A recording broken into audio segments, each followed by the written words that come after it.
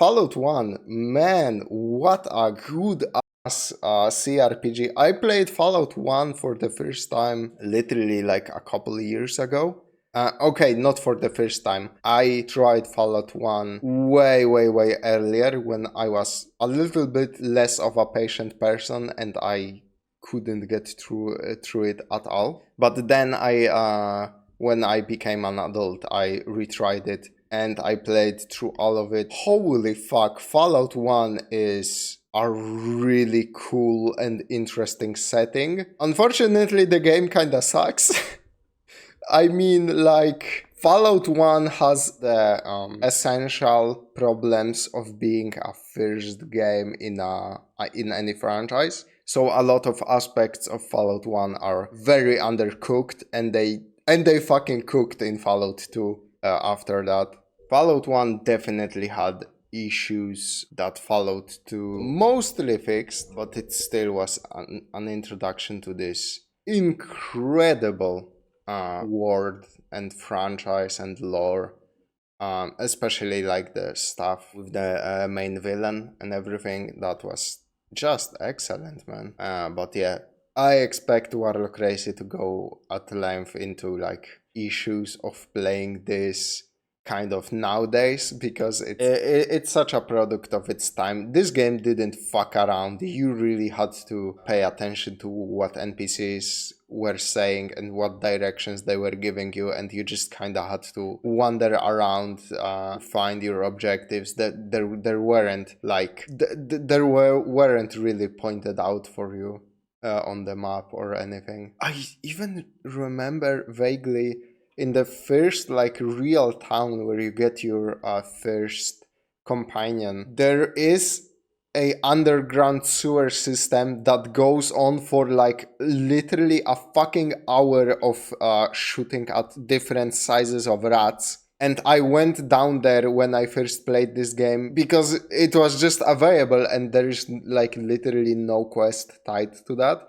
There is a unique monster at the bottom, but there is no reason to go and do that, and I have no fucking idea why they modeled that entire dungeon there. Got a problem. A big one. Water chip broke. Human bodies are 60% water. No water, no vault. We have 150 days to find a spare water chip. If we fail, the game is over. Well, let's not fail then. Here's our fact sheet. Fallout was made in 1997. That's a year before Baldur's Gate and a decade before Mass Effect. The game is both very influential and tragically misunderstood. Influential because it inspired a great number of RPG philosophies. We'll talk about some of them. And misunderstood because its gameplay formula is not replicated often. There are few authentic Fallout-likes. Anyway, the reason it's called Fallout 1 is because it only has one build, the agility build. There is no... What? Oh man, when it comes to build, I don't remember what I did. I think I just went into big guns and then energy weapons into, or the other way around. But I don't remember if I put too many points in agility. I don't... Fallout 1 and 2 had a bunch of fucking skills. I have no idea what Outdoorsman does. I literally beat this entire game and I still have no fucking idea what Outdoorsman does. There are two skills for healing. I think first aid was like you could for free attempt to fix up yourself or your partner. And it failed. It failed every fucking time, even though I had it pretty high, I remember. And I got fed up and stopped putting like any points into it. Throwing was pretty fucking useless because throwing weapons kinda sucked. Melee weapons kinda sucked from what I remember. I don't remember if unarmed is good. I don't think so. Like there's a bunch of this. Sneaking I never used. Lockpick obviously essential for like extra loot. There were a bunch of stupid fucking traps, and disarming traps also gave you XP, so traps was pretty good. I don't think speech was as good as like, for example, in New Vegas. Yeah. The Fallout 1 had Jinxed. I believe it was you had a chance for critical failure, but so did the enemies. I never wanted to add more RNG, so I just stayed the fuck away from that. Fallout 1 and 2 had a bunch of perks that actually had drawbacks. They nerfed that aspect going forward into the 3D games. Like, there were way less perks that actually gave you negatives. Oh yeah, those X had a bunch of fucking useless statistics. The swimming shit in those X was hilarious. No reason not to have 9 or 10 points in agility unless you are intentionally making the game harder. Charisma is not very important in Fallout 1 because it doesn't determine the companion limit, and the companions themselves are mechanically and narratively weak. Unfortunately, the game doesn't have much in a way of unarmed exclusive content. It's a viable, but a boring way to play. Elite gamer tip: if you let the enemy initiate combat, you'll get to move twice in a row. Use this knowledge to blast the tutorial rats extra hard. To the west, you see natural light. For the first time in your life, you see the outside world. The Overseer. The music, man. The music was actually so good and atmospheric. Marked our map with the location of another vault. That's where we should go. On our way to Vault 15, we stumble upon a village in the wasteland. Hi. I heard there was a traveler in town, but I was kind of skeptical until I saw you. My name's Tandy. What's yours? Welcome to Shady Sands, stranger. Please holster your weapon while you are here. Stone buildings, no roads, few comforts. So far, the wasteland community fails to impress a sophisticated vault dweller. Did the GAC malfunction or something? Finally, someone else who sees. Of course, you've probably been everywhere. Tandy has quite a political career ahead of her, but that's decades from now. It feels weird to think that she used to be hot. It's like looking at pictures of young Hillary. You know, it's different today, but back in the late 90s, when exposed to the aesthetic of Fallout, the first word that came to mind was... Did you ever try an Intelligence 1 playthrough? No. I know that you get like special dialogue for basically everything in the game, and that's fucking hilarious. But to be fair, Fallout 1 is not a game I would be willing to replay. I think it's an exceptional experience and everyone should play it if they have like interest in turn-based RPGs, but I can't imagine replaying it. There is so much shit I didn't enjoy along the way, and like low intelligence playthrough is only good if you already beaten the game and you know what to do, because low intelligence, you don't get to interact with some characters. They just, you come up to them, say something, and they are, who the fuck is this guy? I don't want to see him ever again, or they straight up engage with you in combat.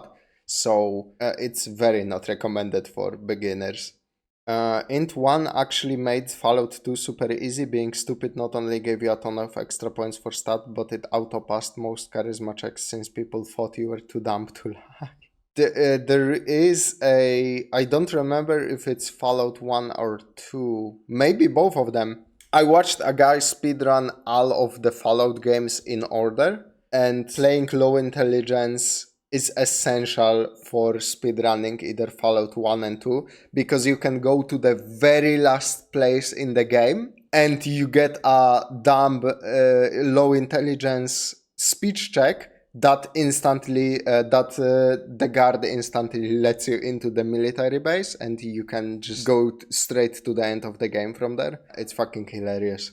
But I don't remember if it was specific. I think it was 2. I think it was Fallout 2.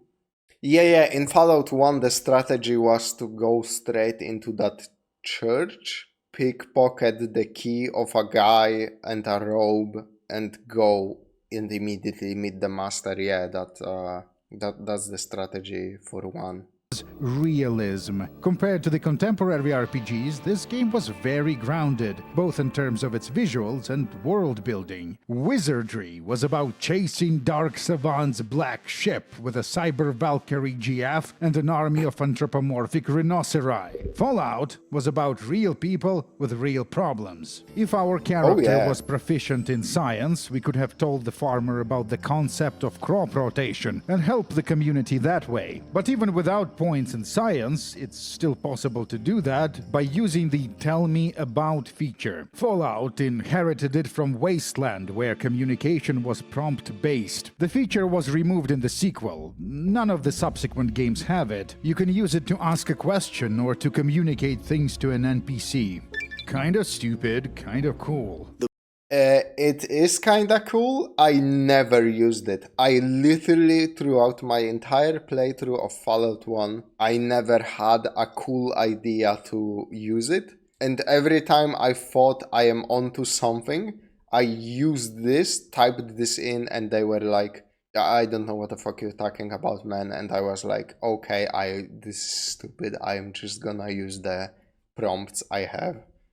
Brahma pens are north. Although the smell... Notice he says Brahma, not Brahmin, a regional dialect. These losers are the Shady Sands Self-Defense Militia. The NCR military history begins here. The guy in the leather jacket is Ian, our first companion. The follower system and their personalities are rudimentary. Fallout 1 can't be played as a party-based game, but Fallout 2 can. That game has 2 builds. Thus the name, I guess. It's time we bring back that ancient debate. Damn. Okay, Fallout 2 has at least 3 builds, because you have the charisma for the big party, and you can have either big weapons or energy weapons, because theoretically you can run energy weapons and get the alien blaster from the Easter egg. Oh, that requires high luck, I think, too. Okay, Fallout 2 has 2 viable builds, I guess. What is better, Fallout 1 or Fallout 2? Today we'll decide once and for all. And right away, the second game gets a point for having twice as many builds. The cRPG excellence. But enough distractions. We have a job to do. Me? Lee? The game that implemented that mechanic the best, I think, was Harvester, because the NPC interaction in that was fantastic. Don't know that game. You could use the text input to re-ask questions you already gone over and were removed from the dialogue trees. That's really cool. I understand completely why they scrapped it. They put so much love into that feature, and I bet a bunch of players never actually used it. Or if they used it, they just failed, like me, and they got discouraged from trying it again. So I completely understand why it's absent in Fallout 2. It's cool, but it's very obtuse. Leave? I wish. I don't know enough to leave alone. No one else wants to go. And worst of all, my father says he would have a heart attack if something happened to me. Vault 15 and its consequences have been a disaster for California. The population was a mix of radically diverse ideologies. The subsequent conflicts led to the emergence of several violent raider societies, and a somewhat progressive village of Shady Sands that will eventually become NCR. Basically, Fallout predicted something awful. Manifesting the spirit of Vault 15, our companion Ian breaks the game by getting stuck in a doorframe. You can't push NPCs out of the way in Fallout 1, so I had to reload. Yup, classic. They only added that in 2. That was so fucking annoying, especially when you were going into claustrophobic vaults and caves. A save. There is something called Fallout at 2, which is an engine conversion that brings the functionality of Fallout 2 into the first game, including the ability to push away NPCs.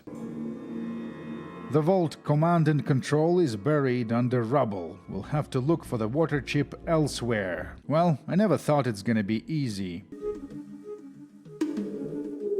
Take this spear. It was found where my daughter was last seen. Seth and I believe one of the raider clans is responsible. Thank Dharma you're here, Wanderer. My girl, Tandy, has been kidnapped, says the gate guard. The Wasteland Raiders base is less than a day away. Meet the Khans, one of the raider gangs that emerged from Vault 15. I love the music track. What do you offer for her release? Asks the leader of the raiders. It might be good for your eternal soul, says the Vault Dweller. But Garl Deathhand is not a spiritual man. Well, what's your plan? Duck and cover. That's your plan? The 10mm submachine gun can handle any early game threat no problem. Fallout 1 is reasonably generous with equipment. This is where Ian fell, an ex-mercenary from the Crimson Caravan who stayed in Shady Sands because the locals were nice to him. Never speak ill of the dead and all that, but he really isn't very useful past this point anyway. Tandy joins us. Yeah, and I think in both Fallout 1 and 2, companions died permanently. This feature really sucked for one reason. You couldn't bring Dogmeat with you till the end of the game, because he would get fucking one-shotted by late game enemies, and you couldn't do anything to prevent that. And, like, putting Dogmeat in that situation kinda sucks, so I always, like, left him at some point. Because he's a non-humanoid, so you cannot give him better armor, which kinda fucking sucks. As a temporary companion. She will never leave until you go back to the village. You can take her on a tour of the wasteland if you want. Going back to Fallout 1, I hope he chose Bloody Mess for the ending. Oh, that was I great. never understood why the head honcho of your vault even step out of the vault to talk to you. He could have said that over the intercom. Great! Action, adventure! Anyway, if there's anything that I can do for you... There is a dialogue option to attempt to solicit sexual favors from Tandy, but that won't work. She only f***s cops. May the water you find in the desert Damn. not shine at you in the dark. Fraternal assistance to the brotherly people. The existence and the relative prosperity of Shady Sands kinda defangs the game's promise, doesn't it? The locals are friendly enough. There is no reason for the story to end should the vault run out of drinking water. We can just move in with these guys. There is a Polish fan game called V13 that briefly explores a similar idea. Our vault has 133 days of water left. The search for the chip continues. We looted all sorts of garbage from the raiders, and now we need to find someone to sell it to. 'Cause, one person's junk is another Segway. Get your butt in here and sit down. We got some business to discuss.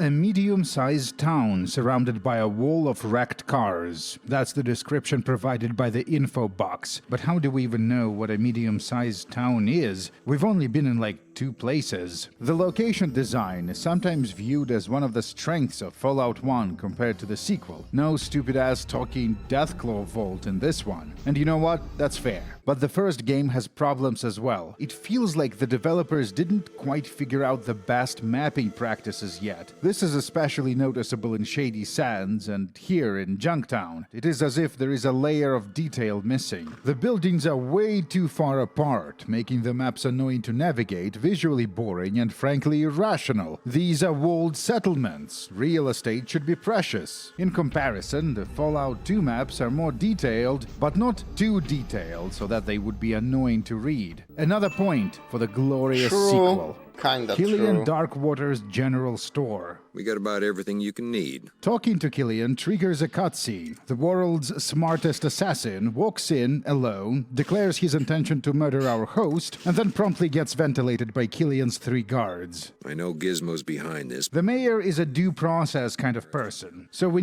There was a very famous stream clip I saw from a guy who thought his companion was dead when he was just unconscious. He literally rested next to him for days hoping he would get up, but he didn't. However, unconscious is only removed by waiting turns, not resting. So when he ran away, the guy sprinted after him after days of being dead. The talking Deathclaws were real weird. How did your companion manage to hide his appearance under that robe? I don't buy it. Yeah, there was some. They went insane style with some of Fallout 2, but I don't mind because it paid off with a lot of very memorable moments and some awkwardness with like the Talking Deathclaw vault. San Francisco was also very fucking weird because it was populated by Chinese people, and the lore was that they like waited out the nukes in a submarine, I think, and it was basically every time you came up to an NPC in San Francisco, he said something very vaguely racist. So Fallout 2 was a product of its time in certain regards. But then you have like the necropolis and like that entire section in the training facility of the Enclave. There are New Reno, holy fuck, there are so many cool ass locations in Fallout 2. Fallout 1 is very forgettable in my opinion. Oh, and yeah, there is that side quest in Fallout 2 also where villagers are eating Deathclaw eggs and he's like in a chicken coop. And that was very goofy and very unrealistic, but I always find that side quest so fucking funny. Need to obtain proofs to convince the people of Junktown that Gizmo is up to no good. And here is our second companion, Dogmeat, the original. His owner passed away. The dog is depressed, and now it wages a one-canine war on random residents of Junktown. Gizmo is represented by a unique sprite, so clearly he's important. He also can't move, so mechanically speaking, the table is a part of his body. I don't take kindly to strangers walking into my office and accusing me. There are two ways of getting the evidence. You can either plant a bug on him with the steal skill, or make him confess via a speech check. Before we finalize this, we should get the most useful human companion in the game. Tycho is a desert ranger. Yeah, one of those. Came here all the way from Nevada. Lead on, my friend, and let's do some street sweeping. I recommend knocking over Gizmo, if I may. Your wish is my command. Dogmeat bites the table, damaging Gizmo for 4 hit points. More like Junktown, am I right? A unique death animation to celebrate a problem solved. What you do in this game is go from place to place and solve ethical problems. The Junktown affair is sometimes presented as a unit of Fallout. Let's talk about some of the conversations this game launched. Choices and consequences. This happens again and again. Individuals isolate one of the ideas of Fallout, they fall in love with it, they develop an entire philosophy from it, and then they create a game based on this philosophy. The Age of Decadence. The term choices and consequences was never properly defined, and through the ebbs and flows of the discourse, it eventually came to mean a type of design where you fork a story by selecting an option in dialogue. The Age of Decadence is one of my favorite games of all time, but a Fallout grog might say that, strictly speaking, it's a very elaborate misunderstanding of Fallout. And that might be true, but so what? Are you gonna call the philosophy cops about it? Narc. Choices and consequences. I give this idea an 8 out of 10 rating. Now, if you were a forums poster in the mid-2000s, chances are... Yeah, Fallout 1 introduced that cool idea where... Well, mechanically speaking, there were no consequences in Fallout 1, usually. That Junktown is a good example of that. You can like either help the fat guy or help the sheriff, and whoever is left standing at the end of the game, you get a unique slide for that town depicting what happened later. And like that's the only difference, other than which NPC is still alive at the end of the questline, obviously. But there weren't that many consequences to Fallout's choices, but still, it felt fucking good when you ended the game and you had that entire slideshow of everything you did. I still think that the design is genius. Like, nothing in the game really changes. The developers don't have to make too much new assets or like new dialogue trees or whatever, and you still feel like the game, like you impacted the game world at the end of your like journey. It was really fucking creative, like that slideshow approach to endings. I always loved it. You were a believer in the ideology of system supremacy. The most important part of an RPG is its role-play system. The more thaco we put into this thing, the more of an RPG it is. This made a lot of sense back then. The RPGs produced during that era lost much of their mechanical complexity, and predictably this created resentment, followed by protest and posting. This guy's name is Jacques Derrida. To my knowledge, he didn't play cRPGs, but he wrote a lot of books. Derrida was very upset that people around him seemed to prioritize speech over writing, the spoken word over written word. I don't think we have this problem in the age of smartphone and social media, but things were different in Derrida's time, and this annoyed him a great deal. In the system supremacy theory, individuals would prioritize the RPG in cRPG. Visual art, music, voice acting. Sure, you can have that, if you must, but the heart of the experience is its systems and formulas. The ambassador of these ideas is a controversial cRPG Swordflight, created using the Neverwinter 1 toolset. It's controversial because of its high difficulty. Swordflight is cleverly balanced around the use of consumables. It's a very good game, but there is a Also never heard about this one.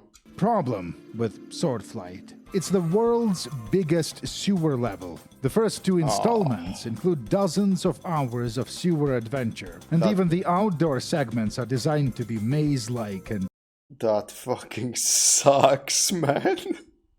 Environments are really important. Fallout also got away with that because it's a fucking wasteland. They tell you right off the bat, this game takes a place in a wasteland, don't expect to see the sights. And then they pulled one over you because some locations actually look pretty interesting and fucking pretty. So you were like, oh, I expected wastelands, but this location is actually kinda cool. So when the level was boring, you internalized in your head, it's supposed to be boring, it's a wasteland. But if the level got interesting, the game got extra points for surprising you. It was quite the fucking move, to say the least. Same thing went for Underrail, the game I kinda reviewed in one of my videos about the game's theft syntax, recommended that I bought. Underrail did exactly the same thing. The entire game takes place in a metro, so you don't expect to see like many cool sights, and then the game surprises you via some locations that are extremely fucking pretty. If you go into an RPG like this, just a normal fantasy world thing, I don't expect to spend majority of the game in a fucking sewer. And if I do, it will severely negatively impact my experience. So you gotta really think about that shit when you're making a game, man. sewery so that they don't violate the theme, I guess. I should have known. When I saw Lilura evangelizing the virtues of Swordflight to an audience of 0 people on the Game FAQ's message boards, I should have known something was up. I give the systems theory 8 out of 10 points. Base Lilura f***ing everyone in the ass again. 125 days. The hub is a major trading center in the wasteland. It's bigger than all the previous locations combined. But the people of the hub had no life, and it was a desolate place just the same. Spare change, old friend, old pal? Can you help a poor mutant down on his luck? Sights to see. The bookstore. This is where you convert bottle caps into skill points in the science, repair, and other skills. An important money sink. Jacob the Trader used to be in the Union of Atomic Workers, a Brotherhood of Steel-like faction wiped out by mutants years ago. The organization is never mentioned again, and its purpose is to explain why he has so much advanced technology in stock. This is the first time we see a heavy weapon. The Fargo traders have a problem. Their caravans keep disappearing. Some say it's the Deathclaw. The Hound of Bakersfield. The Deathclaw is the most evil thing to rise out of the ashes after the war. Some say it's a ghost that haunts the land. It's no ghost. Harold the Merchant saw it with his own eye. Ooh, that thing. Friend, that is Nightmare City. Why the hell you asking about that? I love the talking heads of Fallout 1 and 2. They are so fucking cool, and the the artwork behind them and how they actually made those, I believe they made those were like clay sculptures, is so fucking cool. I love looking at behind the scenes of the first two Fallouts. Kill it! Our first Deathclaw, and the unconscious body next to it is our first super mutant. The creature is an HP brick. It's fast and deals a ton of damage. We are armed with baby weapons. Typically in a situation like this, you want to go for the eyes, but there is a problem with that. You can't look at him.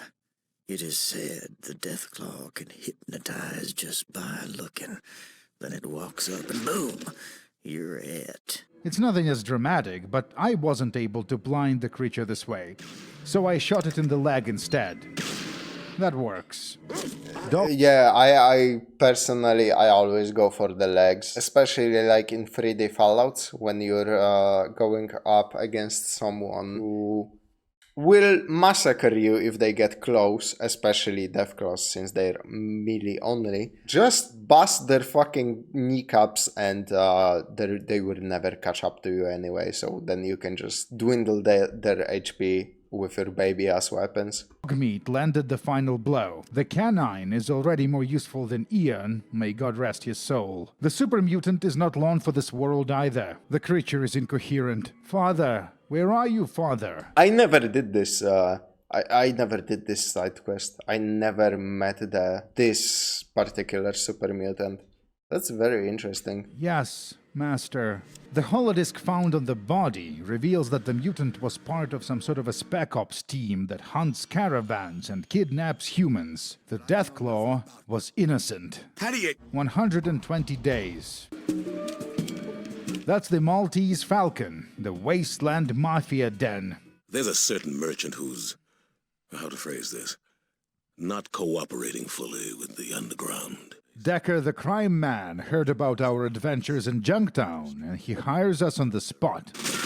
The gangster quest line gives us a reason to explore some of the side areas of the hub, like the upper class district. You can snipe the merchant from this window here. You see, the last job I gave you was a test. The mafioso will then ask the Vault Dweller to kill the High Priestess Jane of the Children of the Cathedral, a humanitarian organization from LA. They operate a hospital in the Water Merchants District, a very strange hospital. The patients are lying on the floor and babbling incoherently about holy flame. Have you studied the sacraments, child? Yes? Then you should know high elders of the cathedral do not just hand out blessings. It's not my job to educate you. We can get a lot more out of this character by using the Ask Me About feature. Tell me, Jane, who is the Master? There is no master but the holy flame. He is our master. He is the master of all. What do you know about mutants? They are holy, for they bear marks of past sins for present witnesses. Past sins, like the war? The inattention by those who came before caused the holy fires. See, that's what I mean. This is too much of unique dialogue hidden behind fucking prompts that you may not think about. Especially since this is a voiced talking head, because some NPCs just don't have a voice. It's just pure text, right? But this is cool stuff that I missed out on because I was discouraged from using the Tell Me About feature. It's quite a shame, It was justice. in my opinion. The characters in this game don't have a lot of dialogue. Fallout 1 is praised for its concise writing, but if you are intrigued by a person, you can usually extract more information from them via the Tell Me About feature. Unfortunately, it's missing from the subsequent games. We need like Fallout 2 but in reverse. A point for Fallout 1. Finally, I was getting worried. The patients get up to protect Jane from infidels, but they ain't much of a threat. Jane's bodyguard, however, is. Tycho has no problems gunning down unarmed civilians. That's the office of the Water Merchants. We can hire a caravan with supplies for Vault 13, extending the time limit, but I don't want the location of the vault to be discovered by the wrong people. You know what? We should upgrade our weapon. The best small gun in the game can be acquired via the quest given by this guy standing in the ruin near the Falcon. The job is to kill the raiders in the farmhouse. One of the bodies on the floor is Tycho. Yeah, rip. The reward is the 223 pistol, aka that gun from Vegas. In Fallout 1, it's a unique weapon. You can finish the game with it if you want. The final quest in the Decker chain is us ratting him out to the cops. This is Hidden dialogue shouldn't hide valuable descriptions like this. It's fine for Harvester to have an entire cutscene that's only activated when you type aliens to a hillbilly. However, that isn't relevant to the story, unlike everything she just said. That is very true. Like, that context, it's crazy how much Fallout 1 context is hidden, like, behind those prompts. And like that side quest I just learned about because I couldn't find the Deathclaw on my own and I didn't want to use the fucking guide. That side quest with the mutants gives you a little bit of a context too. But I guess at the end of the game, if you manage to talk to Master, you can get also that context, but theoretically you can by accident skip out on all of the story while doing the main story. Fallout 1 was fucking weird for that, man.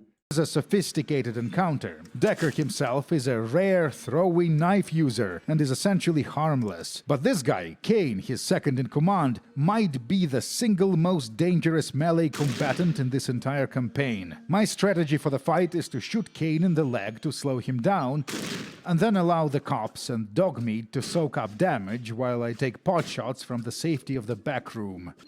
This eventually worked. Unfortunately, Kane tore apart Dogmeat with his bare hands. Classic. The sheriff got killed as well, but his assistant gives us the reward no problem. 115 days. Our best... Man, for me personally, every time Dogmeat died, I would just reload the save. I don't know, I really fucking liked Dogmeat, man.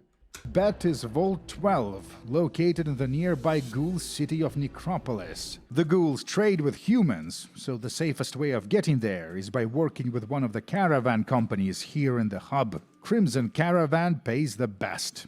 Listen, Walker, I don't... At least there's a clue with the mutant. The problem with text prompts is you don't know what you can or cannot ask them. Yeah, and most of the time you had an idea for the text prompt. It's probably going to be I don't know anything about that, or I don't know what you're talking about, because you aren't the developer of this fucking game. You don't think like he does. And that's the problem. You as a person can have such a wildly different interpretation of a character event or a question or what a character might know. It's really a fool's errand to try and implement a system like this because, like I said, most people just don't think like the devs of the video game do. For the most part. So deal with norms, so blowing smoke up the tail ain't gonna get you head seat at the table.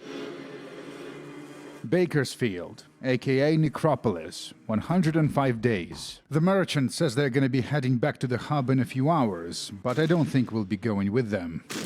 We do eventually find a group of peaceful ghouls who present us with the moral dilemma of Bakersfield. Yes, the locals are in possession of a computerized water purification system, but if we take their water chip, the community here will die. Unless we repair the town's water pump, creating an alternative way for them to get water. There'd better be a killer reason for standing in my shadow. Does next on the menu ring a bell for you? Normie. I'm no normie. I'm schizo. PMC hogtard. The mutants at the watershed need dirt naps. Makes my shadow grow. The plot lines converge on the water pump. The good guy ghouls want us to repair it. The bad guy ghouls want us to kill the mutants occupying it. And we want to recover the water chip from the vault accessible from this location. Orders say, not ghoul, not be here. Well, I'll be leaving then. Oh. Okay. Have nice day. You know, maybe we should take this opportunity to learn more about the mutant community. Who is the master? I don't know, but think he like a boss people. What is the unity? No. This conversation provides an option to do one hell of a sequence break. We can ask Harry to take us to their leader, who is one of the two endgame adversaries of Fallout, residing at a military base at the edge of the map. Okay. Take it to Lou. Getting there takes more than a week of in-game time, but from the player's point of view it's instantaneous, which is a little jarring, feels like you are being teleported. It's a narrative design mistake. As the industry grew in size, more and more people were indoctrinated into the video gamer and the video game discourser lifestyles. The previous ideas were reductionist. You isolate a handful of qualities these games possess, and then you obsess over them. Narrative design was the opposite. It was about examining the game as a sum of its parts. Everything is important. And that sounds great. Finally, a foolproof theory to save RPGs.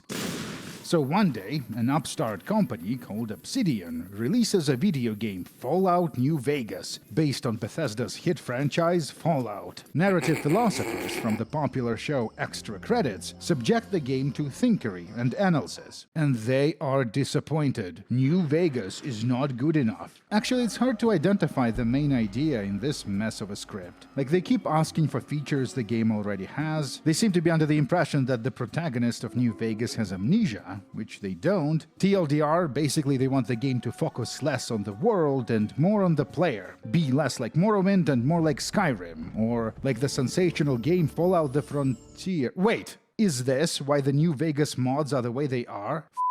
YouTubers. That's the problem in a nutshell. The grand idea was fine, but a lot of these gamer philosophy enthusiasts lacked RPG-specific knowledge, and they kept... I never saw that. Extra Credits, in my opinion, is of poor quality, let's say that. But I never saw that video. What the fuck? I only ever saw like videos praising New Vegas. Obviously, New Vegas has its problems, but like as a 3D kind of a cRPG spiritual successor thing, it's fucking excellent. One of the best even. So, damn. Trying to morph role-playing games into something Mass Effect-shaped. Shepard, you are the Reapers. I give it 85 out of 100 points. Oh, this is excellent. You know, I actually doubted my officers when they said they'd captured a prime normal. The lieutenant is a cybernetically enhanced super mutant intellectual in charge of the operations here at Mariposa. The super mutant is the next advancement in human evolution. To save the world, we will convert all the worthy individuals. That's the plot of the game. The pre-war scientists created a substance called FEV, Forced Evolutionary Virus. The Unity manufactures super mutants by kidnapping humans and dipping them in FEV. But there is a problem. We are highly intelligent and... The quality of mutations seem to depend on how irradiated the subject was. Common wastelanders make for suboptimal subs. Sometimes the process of transformation can even damage the intelligence of the subject, like it is the case with Harry. But individuals who were never exposed to radiation, people who've never even seen the outside world. I can't have a perfectly good prime normal and not make it one of the chosen ones, now can I?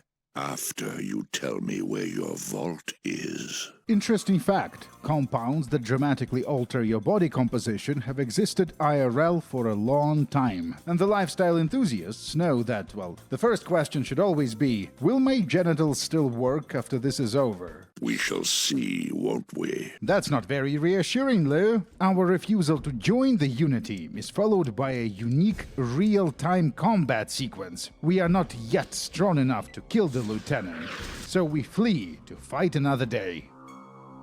The Vats. This is where they make new mutants. I never did this sequence break too. That's wild. The only real criticism I would level at New Vegas would be technical issues and the ugly orange filter over the screen. When it comes to New Vegas criticisms, yeah, technical issues definitely. But the problem is they were such fucking ugly technical issues, it's hard to just hand wave them as, oh, there are some issues. Like, New Vegas has real issues. Like, issues that I haven't encountered in pretty much any game in the fucking franchise. Fallout 3 Fallout 3 is a close second, but maybe that's because I played New Vegas more. But yeah, man, New Vegas is a fucking mess when it comes to technically how it runs and such. The children of the cathedral serve as technicians, IT workers.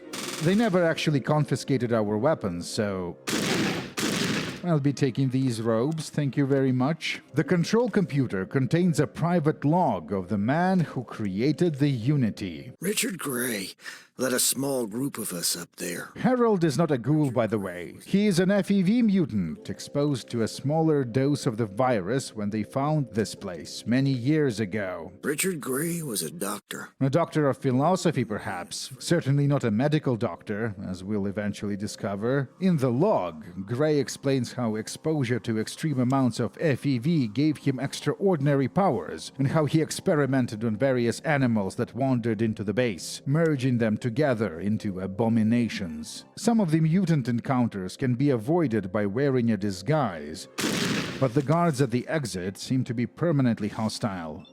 Whatever, the big pistol is more than good enough. The mutants at the base exterior have to be fought without cover, so I was forced to consume our entire drug stockpile. This is where I realized Dogmeat, like, I need to let go of him. I remember this specific fucking base. There was a super mutant with a sniper rifle, and he kept one-shotting Dogmeat from like a screen away. And you can't control your companions in this game, so Dogmeat would rush in to the guy at the booth, and he would get fucking sniped and killed from the back every single time. I had to like reload and let him go completely. It kinda sucks that you couldn't upgrade Dogmeat in any like significant capacity. Getting addicted to a bunch of stuff. Whatever, it's temporary. We have to warn our people of what we learned here. 84 days. Good. Ha! It's working, and it looks like we have a winner! We don't have a winner just yet. We need to recover the chip first. An early Mariposa visit is entirely optional, but it is a fun detour. A quick pit stop at the hub to exchange our loot for skill books, and then back to Necropolis. 1 or 2 mutants at the water pump have flamethrowers, but most are unarmed. The vault is accessible via the sewer. This place is more destroyed than Vault 15. All the machines are dead, with the convenient exception of the water processing control computer. And here it is, our salvation. Since the water pump was repaired, the ghouls of Necropolis should be fine, even without the chip. Well done. You've earned my sight, Walker. Hey Seth, what do you know about the Master? His meaning has no place here. None. And the Unity? Misguided ideals. Nothing to my sight. Nothing at all. The story of the Bakersfield ghouls is continued in the fan game Fallout Dayglow, which is very good. Let's go home. We arrive with 2 months to spare. Fallout 1 ends after both super bosses are dead. Finding the water chip is not a requirement for finishing the game, but getting rid of the time limit is nice. Vault 13, the closest thing we have to a pre-war society, and oh my god is it boring. You spend some time on the interweb doing nothing of importance. The outside world is your teacher now. And that's command and control. I wonder if you can stealth the sniper. No idea. My stealth was pretty fucking bad because for the most part I found the skill to be quite useless in Fallout 1. Obsidian never got past the technical stuff in my eyes. The After Alpha protocol, I will never associate them with bad performance. Why are 90% of Fallout fan games Russian? I have no idea. I guess like East Europe really appreciated games that gave you the most bang for your buck, probably because we are poor as fuck. East Europe and of course Russia. So like things like Gothic that could be played for like those games were so fucking long and had so much content, and Fallout 1 and 2 obviously. So the games like really were very important here because you could pay for it once, just like you could pay for example, Resident Evil 1, 2, or 3, but you could play those games for so much longer in one playthrough before replaying all of it if you wanted to for different outcomes, rather than just kinda replaying Resident Evil, the Resident Evil games, or like any other like just straight shot single player titles. I do think like there is a real thing to say about like really long games that were popular in Eastern Europe and Russia. So that's probably why. Overseer has 2 miniguns hidden in that thing. I don't really understand it, but it looks like someone's generating new mutants. Did you read my report? The Mariposa installation was converted to a mutant production facility. Find and destroy this lab. The game doesn't know how to react to our sequence break.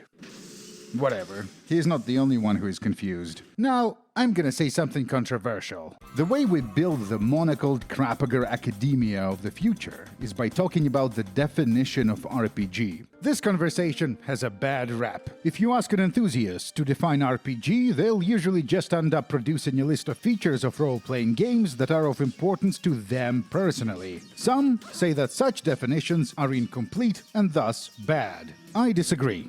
If you pay attention to these conversations, you'll notice that certain ideas tend to repeat over and over again. Choices and consequences keep getting reinvented. People just like forking the story by clicking dialogue options. The systems theory goes out of favor and then comes back every few years. Systems? No thanks, says the YouTuber enlightened by his intelligence. Roleplay is about exploring an identity in social context. Well, actually, says an RPG lore beard, for the first 2 decades of their history, RPGers were fairly simple tactical games and they sure weren't interested in exploring social anything. Take a step back and you can see the general outline of what the tree of ideas of the future discipline might look like. And you might also notice that none of these theories do a good job of describing Fallout. The classic scene has been dead for a long time. Studios failed to reanimate it. Kickstarter failed to reanimate it. Indie developers failed to reanimate it. The medium was brought back by modders from the classic Fallout community. One of the most important figures is an individual from Siberia who I don't think even knows English.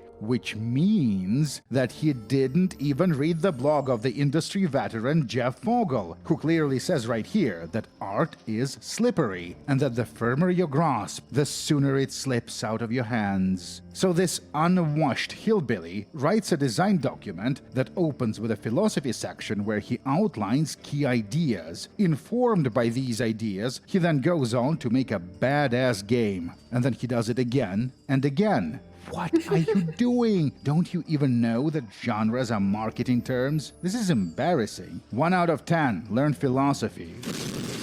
Anyways, where were we? I am very interested in those mods now. Those mods sound like a lot of fun, and I need to see if there are some like bootleg English translations. I can't vote for every mod, but the community is usually pretty good about translating the good mods. Granted, good is relative because what one modder thinks is intuitive could be dream logic. True. Usually community works are, surprise, surprise, supported by the rest of the community. So before confronting the endgame threat, we should acquire an endgame weapon. This place is high-tech. There's things inside like you've never seen before. Oh, it's also radioactive.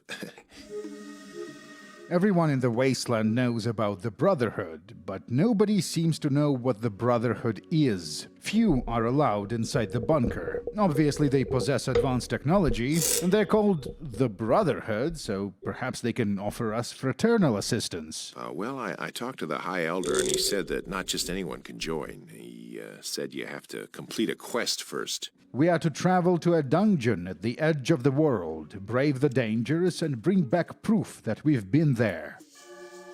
On our way to the glow, we stopped by the cathedral, a majestic structure in the ruins of LA. The presence of Gothic elements suggests we're dealing with something pre-war, something old and... The glow is cool in theory, but sucked to play. Yeah, there were like a bunch of dungeons that weren't that great in Fallout 1. And you also had to bring a rope with you fucking everywhere just in case. That was so annoying. Evil. These people have a secret, but we are here for something else. The monks run a store. They sell anti-radiation supplies, and make sure you have a rope with you. Yep. Our actual destination is not far from the ruins of San Diego, which is not an explorable location in this game. Take anti-radiation drugs and use the rope to descend the crater. West Tech was a defense contractor and a research corporation involved in the development of power armor and FEV.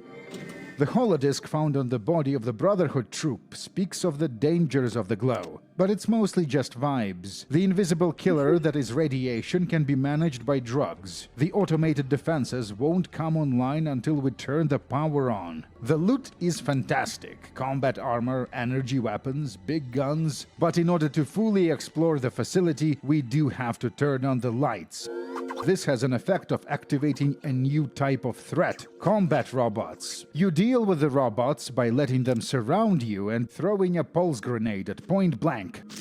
This requires no skill point investment, and this type of a weapon doesn't damage humans. Another holodisc found in the glow contains a reference to the Burrows, a community of sentient raccoons, products of West Tech FEV experimentation. I felt that its content was not appropriate to our Fallout universe, mainly based on its style and feel in the game and not on its artistic merit, so I did not approve its addition to the game, says Team Kane. Real people, real problems. We got what we came here for.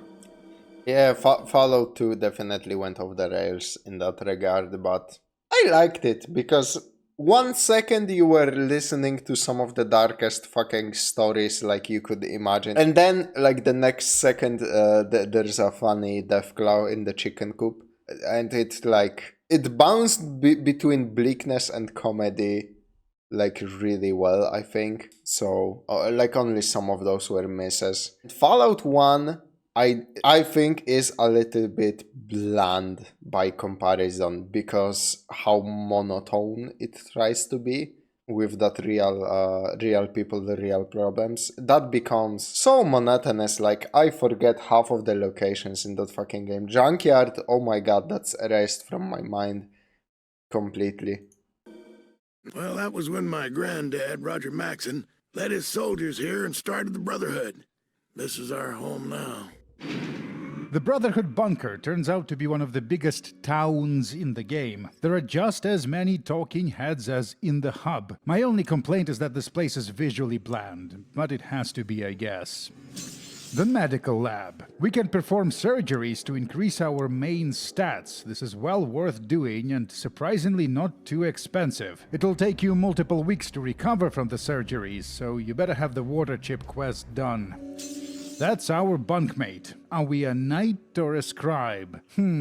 All the mutants I've studied have been sterile. They can't breed with another creature. You see what I mean? If Richard Gray had a PhD in sports science, the plot of this game would have never happened. In any case, now that the location of the vats of goo is known to us, we should strike first, before the mutant numbers grow out of control. Not a bad plan. Tell you what, let me go try and beat it into the Elders. The Elders place a unit of 3 paladins under our command. That's more help than anyone else has given us. The paladins are armed with heavy weapons and are helpful against the mutants guarding the exterior, whom we have already killed. In an early version of the game, they will also follow you inside and help deal with the interior guards, but this doesn't seem to happen in the Steam Fallout 1. Swing and a miss. You are so bad at this. Wow, maybe the mutant IQ is a bigger problem than I thought. The lieutenant is armed with a Gatling laser, one of the most powerful weapons in Fallout 1. We get a lucky crit that renders him unconscious. It also must have given Lou brain damage because he no longer remembers that we met. You know, I actually doubted my officers when they said they'd captured a prime normal. I said, I'm not a normie, I'm schizo. Die! A Tarantino-esque ultra-violent chapter finale. Going back to the Fallout 1 versus Fallout 2 debate, another argument in favor of the first game is that the developers clearly put extra effort into making combat encounters interesting. Gizmo, Kane, Jane, but I wouldn't necessarily say it's better than the sequel. Fallout 2 had something the first game lacked, and that is the tendency for spontaneous mass-scale violence. It's when you start a firefight in a casino, and then a stray bullet hits a passerby, and then an army of prostitutes join the battle, and then in the end the population of the city shrinks by 60%. You know what? Both games get a point for having excellent, underrated combat. Fallout 2 definitely had better firefights. I am not even going to fucking entertain the idea that Fallout 1 had better encounters. Fallout 2 felt good to mow down all of those people, to give in to the primal instinct. Wait, what? The Steam's version's broken? That sucks pretty hard. The super mutants are really hard without the knights.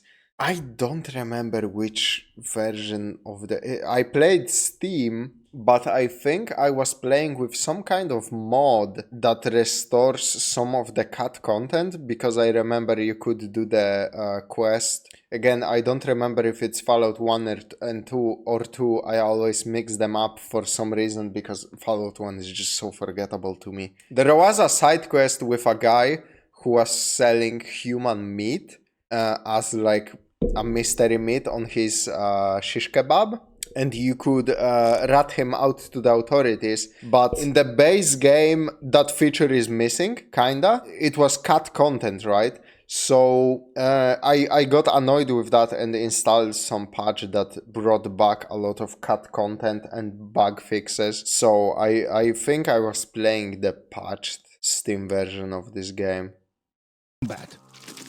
The computer in the operations room can be used to trigger the self-destruct. Yes, it was possible to do this the first time we visited, but I was afraid it might somehow break the Overseer's dialogue. We did it, guys. We are a team. Semper Fi. Are we a knight or a scribe? What if I want to be an elder? I'm thinking about going into politics. It is with a heavy heart that I must announce that not only are video games art, that by itself would have been manageable, but the classic role-playing games specifically are our equivalent of high art. And the signs are everywhere. People seem to believe that these old games are imbued with their current-day political values. All the time I get comments that imply that the classic Fallouts possess some sort of a puritanical anti-sex ideology, which is quite a take because the next most horny game after Baldur's Gate 3 is Fallout 2. Crapogers are high art because people appreciate them from a distance. Nobody plays them. These games are art because folks get emotional and irrational in their presence. Art is valuable. If you understand art, you are valuable for this society we live in. Excuse me. What? Yes? Who is this? I see.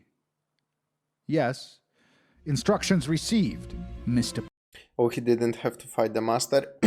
That's a different location. The master is in the cathedral in the city, and the military base is a completely different location. So those are like two different encounters. If you really think about it, the master, it makes more sense if the master was actually in that military base, because he's just kinda in the fucking cellar of a church, and it's so weird. But it is also possible to skip the master fight if you just don't get, if you just don't go into his like side room.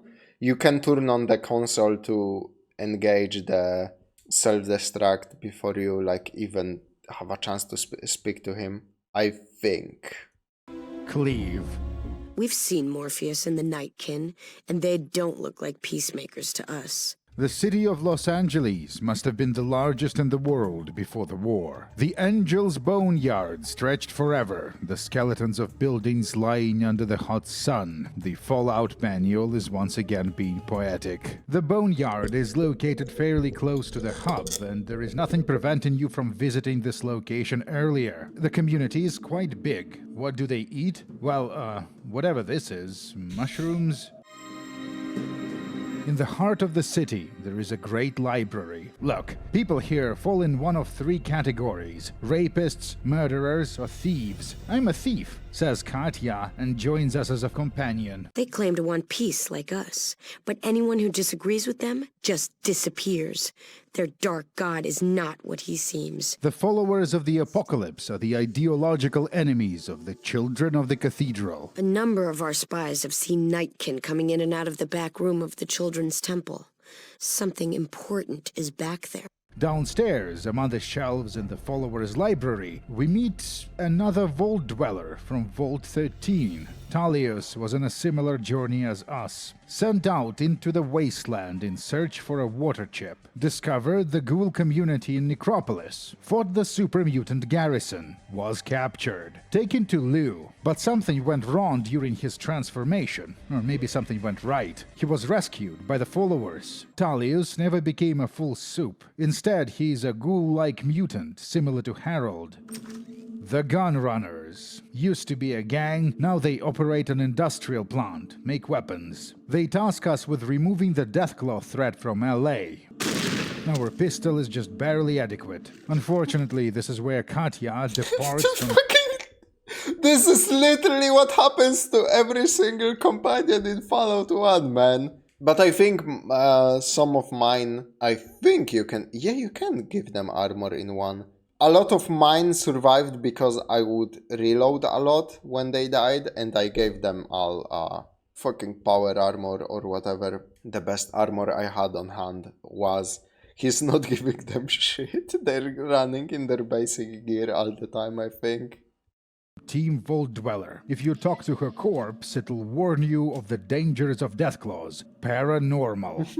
That's it. There are 4 Deathclaws in this entire game, unless you get a rare random encounter around the hub. The Gunrunners are impressed. Alright, time to get serious. I put a bunch of skill points I've been saving into energy weapons, buy a plasma rifle from the Gunrunners, and then go to Smitty from the Boneyard, who upgrades it to Turbo Plasma Rifle, the best damage per action point weapon in the game, with the exception of the Easter egg gun found in a rare special encounter. There are 3 ways of... Fallout 1 special encounters weren't so... It wasn't that bad. If you really wanted the gun and you didn't have to worry about the time limit, you could get it fairly easily. Fallout 2 encounters were a fucking nightmare. Back in the day, I was making a video for my old Polish channel, and I was running around with 10 lag trying to record as many Easter egg encounters as I could in Fallout 2. They just didn't want to happen. The game refused me the special random encounters, even though I had maxed out lag. It was so fucking wild to me. I spent a couple of hours just running around the map. In Fallout 1, I seen all of them before I gotten 2 of them in Fallout 2. It's insane how Fallout 2 nerfed the special encounter rates. Or I am the unluckiest fucking person on the planet, apparently. They must be so rare, I don't recall seeing them in 2. They are incredibly rare. The fucked up thing is there's more of them in 2. There's way more of special encounters in 2 than in 1, and they are still much rarer. I played with a lot of luck, and I have gotten throughout all of my playthrough of Fallout 2, I have gotten the Monty Python bridge reference, and the second one I got was the Cafe of Broken Dreams. Cafe of Broken Dreams is an encounter with rejected ideas for the protagonist of the second game, I think. And you can get dog meat from there for your playthrough of Fallout 2, which is incredibly fucking cool. And those are the two encounters I had. You can get the alien pistol in 2. I never got that encounter. I don't know if TARDIS, the Doctor Who phone booth, is in 1 or 2, but it's in there somewhere. And like the rest of them, I am just not aware because they didn't happen to me. But there's a fuck ton of them in Fallout 2, and it's incredibly rare to get any of them. I guess they would just assume that you would see them eventually since you would be playing them for so long. Weird to make it so low. I have no idea. Maybe there was a meta reason for that, because like I said, in Fallout 1 it was completely viable to go full luck and wait for you to get the random encounter with the crashed UFO ship. And maybe they were afraid people would metagame in that way. I have no idea what they were cooking with that Fallout 2 special encounter raid. Getting power armor. The easiest way is to go back to the hub, rescue a Brotherhood troop kidnapped by the gangsters, and then ask the Quartermaster for power armor as reward. Endgame weapon, endgame armor. Alright, let's go meet Richard. The Nightkin came to us a while ago. They might be hideous mutants, but they are extremely loyal to the children, as we all are. The majestic cathedral building is the seat of power for Morpheus, the leader of the children, and below the church is the Los Angeles Vault, Master's headquarters. You should see Morpheus, the High Priest. I'm sure he can help you much more than I. Laura is a spy for the followers. Oh, those are dreadful people. I'm not going to talk about them at all. I've read that it's possible to get the followers to support the cathedral assault in the same way the paladins support the attack on the military base, but I've never been able to trigger it. Nightkin? I don't know what you're talking about.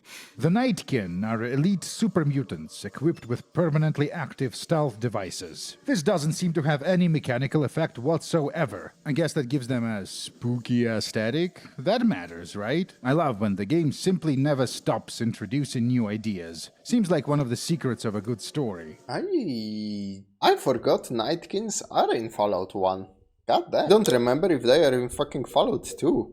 The unity is our search for a higher level of life, and unity with our fellow man. Unlike the Master, Morpheus is an LA local, now serving as the public face of unity. So you are the vault dweller I've been hearing about.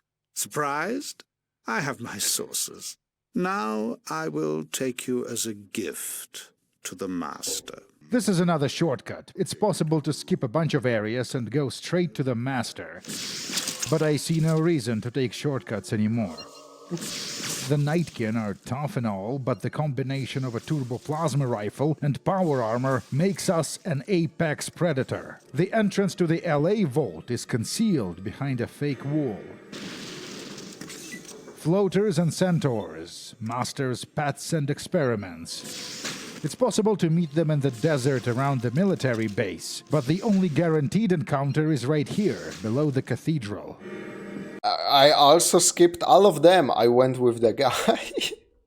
That's pleasantly... That's crazy how much of Fallout 1 is fucking skippable. But I did have an encounter with them in the desert, I believe.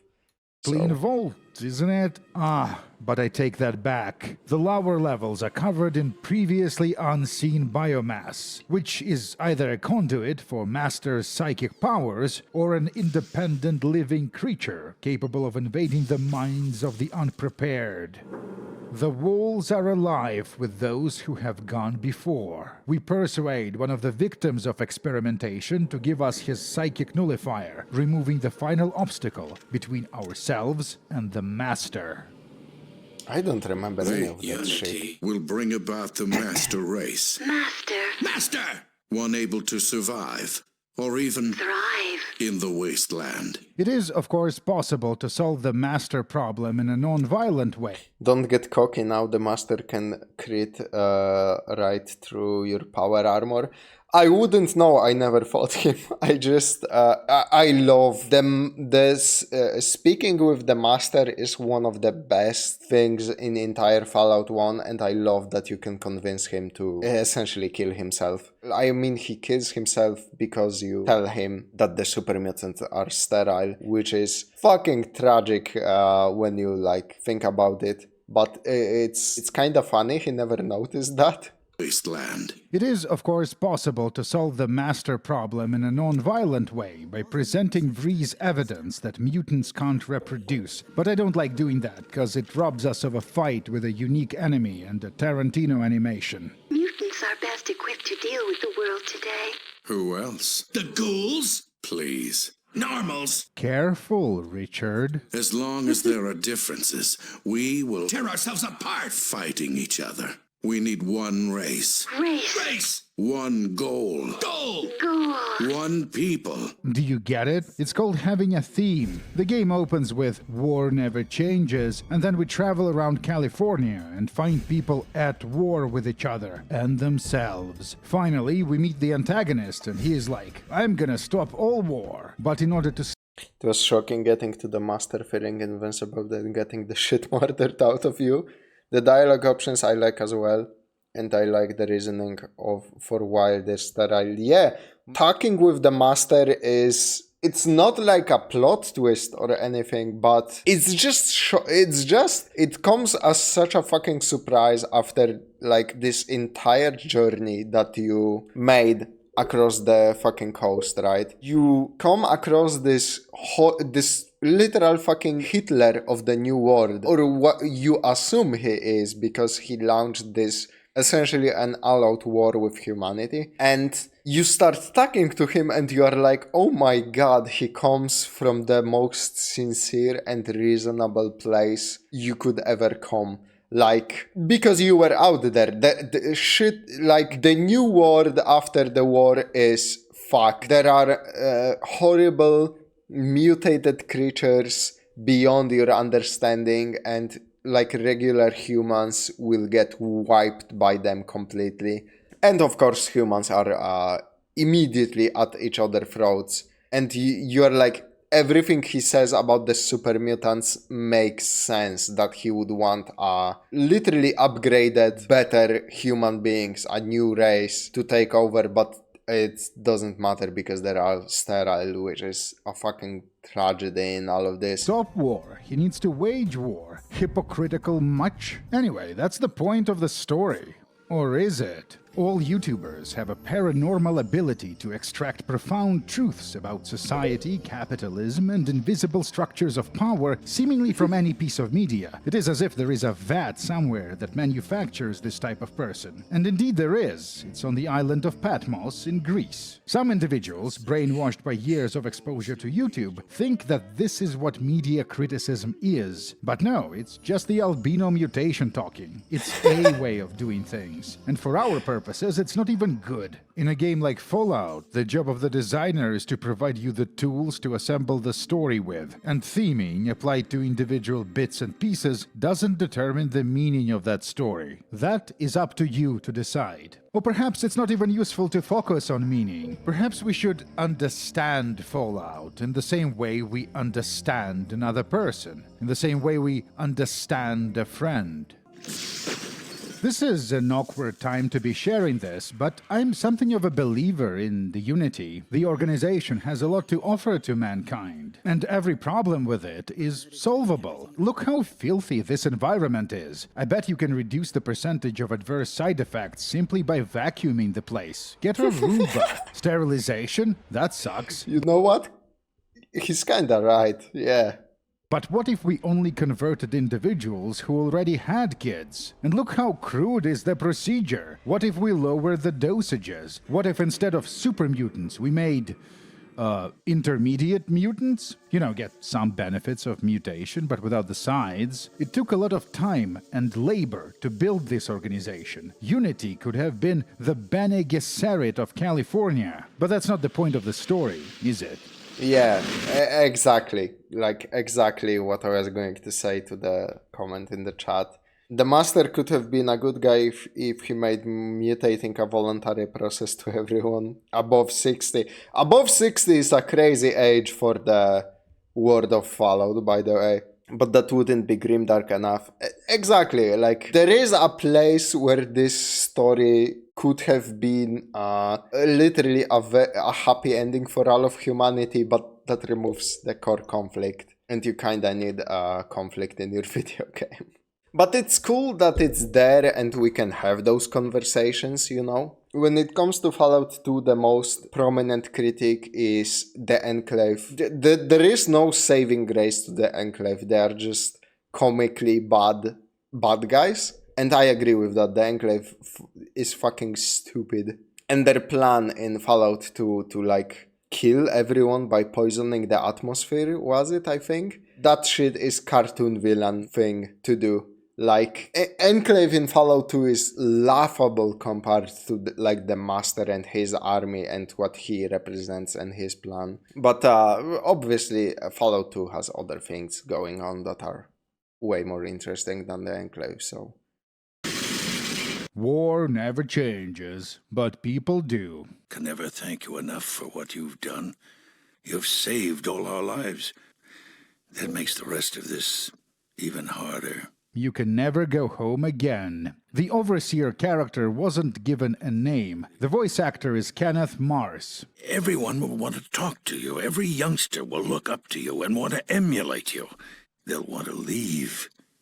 What happens to the vault if we lose the best of a generation? Hey, Kenny! It's like I said, human body is 60% water. Now we travel north to Hyperborea. Our body is like I said, I never understood why the fuck he would even walk out of the vault to talk to you. Just say that shit over the intercom if you'd wanna avoid a situation like this. Hey, Kenny!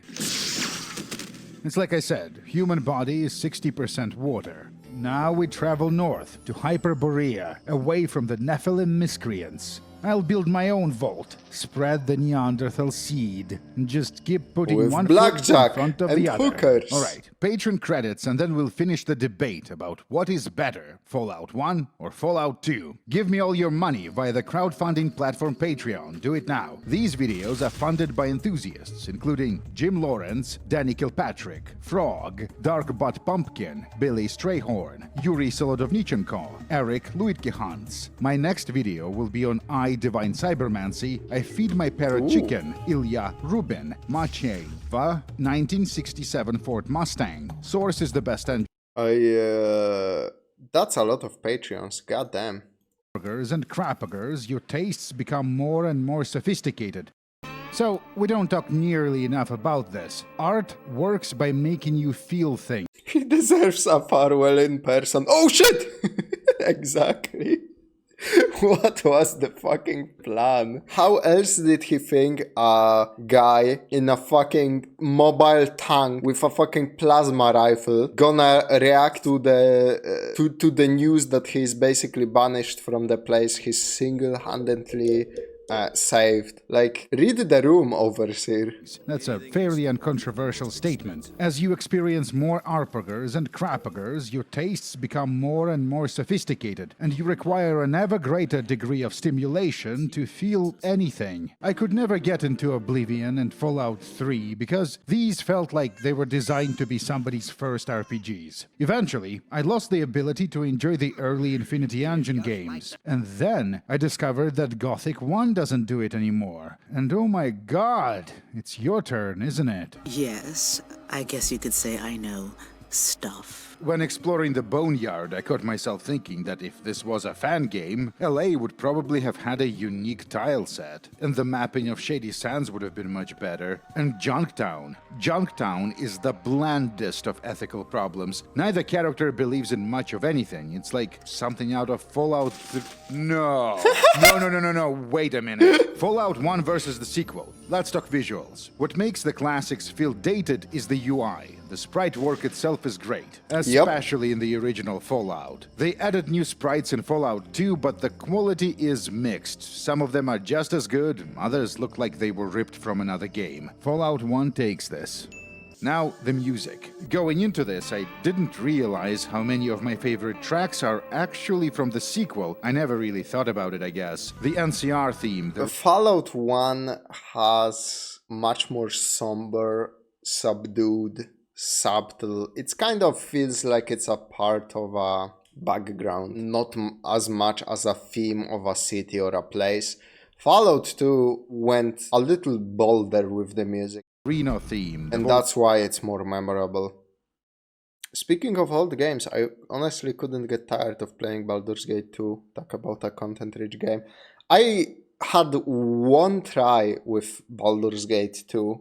I think I only beat the prologue and then the game couldn't hold my interest, but like I said, I was much younger when I was trying that. I keep thinking about going back to Baldur's Gate, even 1, and trying it now for myself after beating all of the Fallouts, but Fallout 3. Oh yeah, I still need to beat 4. I never beat 4 too. I beat a bunch of 4. I did the DLCs and most of the story, but Fallout 4 is not about the story. Fallout 4 is just about the gameplay. It feels nice to shoot things and the story fucking sucks so much. City music. There is variety, and the Fallout 2 tracks. And the building is nice if you are into that sort of stuff. I just wish things snapped into each other better. Have stronger individual identities. An easy win for the sequel. A close race. The next category is thematic consistency. An important quality in a game with an Fallout 1 takes this easily.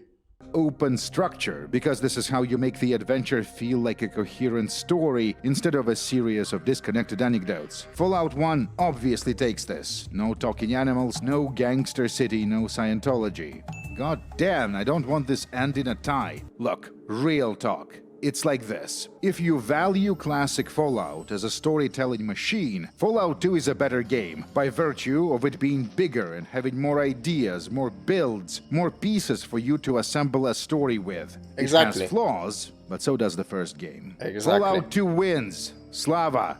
But I am not your boss. Perhaps you have your own ritual of engaging with this medium. Like maybe you happen to value extreme concision. And this entire playthrough, all the adventures we had, from seeing the outside world for the first time to blowing up the master, it all took me 10 hours. Followed by 4 weeks of writing and editing. Anyway, take it easy. Remember to stay hydrated. See you in Vegas. If you own a physical copy of Fallout 1, please dispose of it now, as every Fallout 1 box will detonate in 3, 2, 1. Fallout 1 was a really cool, really interesting game. I really liked it. I will never replay it. I am so fucking sorry, but some of those encounters drained me completely. Fallout 2 I would consider replaying, but only if I installed a mod that completely skips the entire first part of the game, because Fallout 2 has an infamously bad fucking tutorial. Oh my god, does the tutorial to Fallout 2 fucking suck dick. Baldur's Gate 1 and 2 are just like Fallout 1 and 2 as far as design goes. It has very similar parallels. Those are the grandfathers of cRPGs and the finest, pretty much, cRPGs examples you can have. So yeah, I will probably like Baldur's Gate 1 and 2. I am a little bit, I would need to see how long it takes to beat, because Fallout 1 and 2 are really short games, actually, when you play through them. And the way I played through Fallout 1 and 2 was I started out the game, I did everything on my own, I stayed away from guides or tips or whatever as much as possible. I did all of the side content I could find and I could solve on my own. And when I was starting to get bored with the game, I would immediately come back to the main story and finish it, because the main story could be, in both of those games, can be beaten so fucking quickly, it is wild. I am very worried that for Baldur's Gate 1 and 2, this won't be the case, and that I will never finish them because of that, and that kind of sucks, but I will just look up like how long to beat and decide on my own.